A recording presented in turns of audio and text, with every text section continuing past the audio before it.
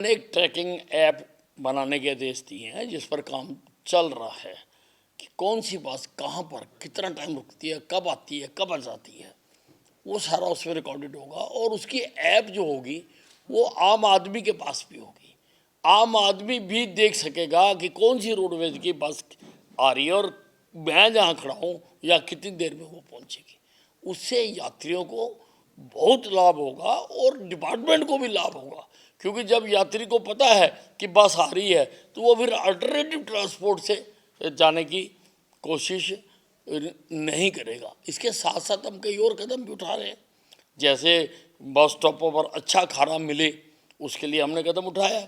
और उसके लिए अभी हमने 5 जो बस स्टैंड है वहाँ पर जो टूरिज़्म विभाग है वो वहाँ पर सर्व करे, टूरिज़्म विभाग, उसका हमने अभी सरकार के पास बना के प्रपोजल भेजी है एज ए पायलट प्रोजेक्ट। अगर ये कामयाब हो गया तो सब जगह पर हम ऐसा ही खाना मुहैया कराएंगे।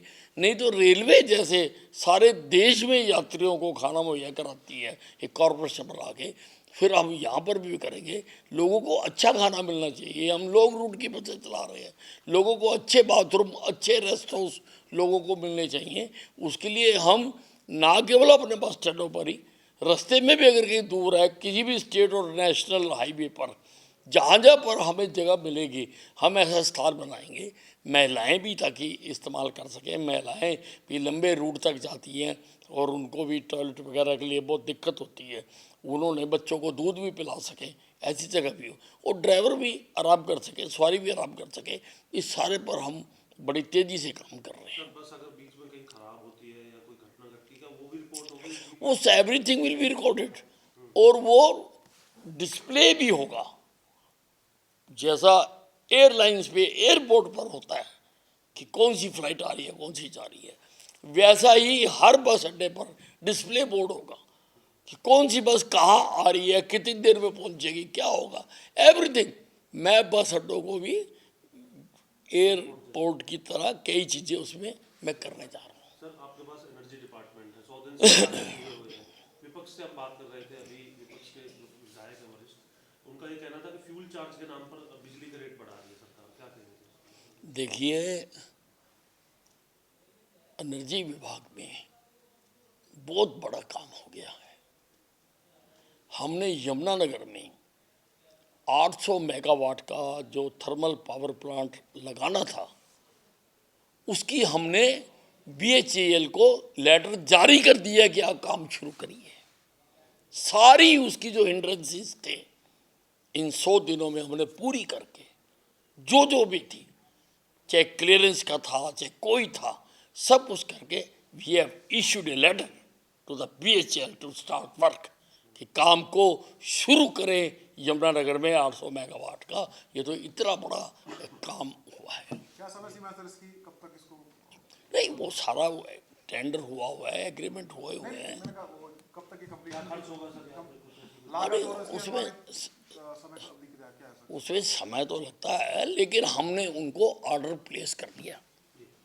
सर केजरीवाल हरियाणा सरकार पर आरोप लगा करके दिल्ली के चुनाव लड़ रहे हैं, कैसे देखते हैं आप इसको? स्वामी विवेकानंद जी ने कहा था कि हर समस्या का जो कारण है समस्या के अंदर ढूंढना चाहिए,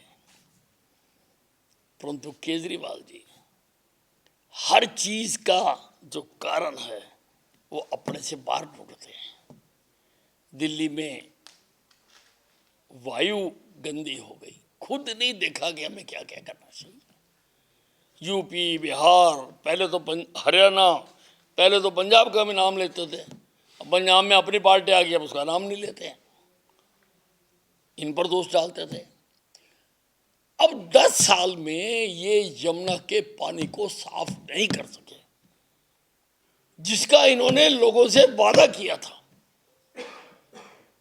इनको तब नहीं पता था कि यमुना हरियाणा से आती है, तब इन्होंने क्यों नहीं कहा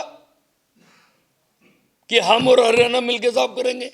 इन्होंने कहा हम साफ करेंगे। और भाइयों, झूठ बोलने की ये एक एक गन है। झूठ झूठ झूठ झूठ झूठ, ये गन है। आप जो पानी यमुना में हरियाणा की सीमा तक जा रहा है उसको चेक कर लें, और जो पानी दिल्ली में चला जाता है और वहां पर जो आखिरी एंड तक जहां जो दिल्ली से बाहर जाता है, फिर आप उसको चेक कर लेंगे तो सारा इतिहास लोगों के सामने आ जाएगा कि किस प्रकार से ये झूठ बोलने की एंटी एयरक्राफ्ट गन है। अपने बयान में फंस गए थे जो 2020 में दिया था केजरीवाल, जो उन्होंने नहीं नहीं, वो निकले ही कहा, वो तो पहले दिन से फंसे हुए हैं। वो तो झूठ का सहारा लेकर उन्होंने पार्टी बनाई थी, धोखे से पार्टी बनाई थी। अन्ना हजारे जी का जो भ्रष्टाचार के खिलाफ आंदोलन हुआ था, उनके आंदोलन में कहीं पर भी ये लिखा हुआ नहीं था कि राजनीतिक पार्टी बनाकर ये भ्रष्टाचार की गंदगी को दूर करेंगे, कि राजनीतिक पार्टी बनाएंगे, कहीं एजेंडे में नहीं लिखा हुआ था। पर कुछ शरारती तत्वों ने उनकी पॉपुलैरिटी को एनकैश करते हुए इन्होंने पार्टी बनाई। लोगों ने समझा कि शायद अन्ना हजारे जी की जो विचारधारा उसको जो आगे बढ़ाना चाहते हैं, लेकिन ये तो दूर करते करते आप ही इतने गंदे हो गए। इनके कितने मंत्री तो जेल भुगत आए, आज भी जमानतों पर है, बरीरी हुए जमानतों पर हैं। केजरीवाल जी भी जमानतों पर हैं और कोर्ट्स ने इनके ऊपर कुछ रिस्ट्रिक्शंस लगा रखी हैं। इनको पता नहीं चाहिए लोगों को कि तुम्हारे ऊपर क्या रिस्ट्रिक्शंस लगा रखी है।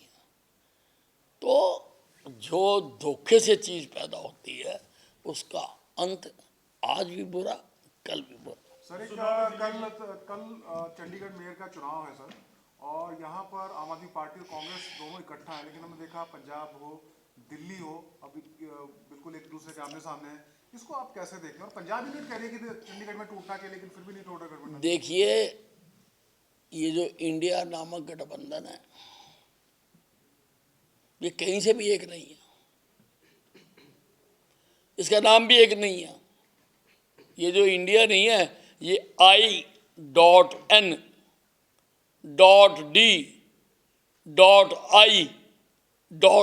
है। ये जुड़ा हुआ नहीं है, बिखरा हुआ है, और ये बिखरता ही रहता है। कहीं पर मिल जाता है, कहीं पर बिखर जाता है, कहीं पर मिल जाता है, क्योंकि ये विचारधारा के आधार पर नहीं बनाया गया। ये सत्ता को कैसे लूटना है उसको मद्देनजर रखते हुए ये इन्होंने बनाया है।